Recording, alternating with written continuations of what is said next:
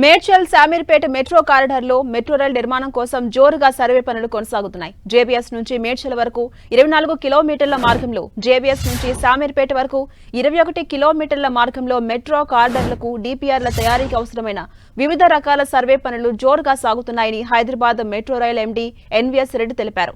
Traffic survey, భూ సామర్థ్య పరీక్షలు, పర్యావరణ ప్రభావ అధ్యయనం చేస్తున్నామని తెలిపారు.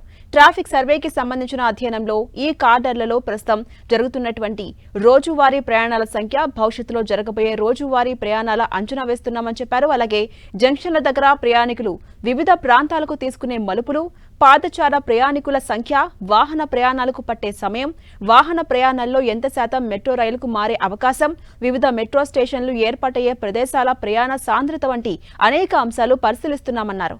ఇక ప్రాజెక్టు పర్యావరణ ప్రభావ అధ్యయనంలో ప్రస్తుతం ఈ మార్గంలో ఉన్న గాలి పరిశుభ్రత, గాలిలో ఉన్న ధూళి కణాల శాతం, కాలుష్య కారకాల నిర్ధారణ, శబ్ద కాలుష్యం, నీటి వనరులు, వృక్ష జంతు జీవాల జీవ వైవిధ్యం, జీవనాధార మృతులపై ప్రాజెక్టు చూపే ప్రభావం వంటి అనేక అంశాలు పరిశీలించాల్సి ఉంటుందని ఎన్వీఎస్ రెడ్డి పేర్కొన్నారు.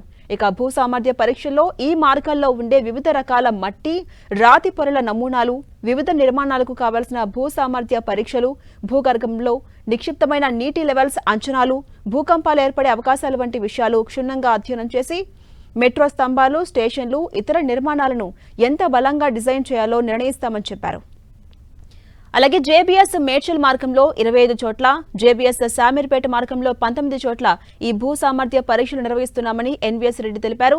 వీటిలో మేడ్చల్ మార్గంలో 14 చోట్ల, శామీర్పేట మార్గంలో 11 చోట్ల ఇప్పటికే పరీక్షలు పూర్తయ్యాయని, ఈ నెలాఖరులోగా మొత్తం అన్ని జాగాల్లో ఈ పరీక్షలు పూర్తవుతాయని చెప్పారు.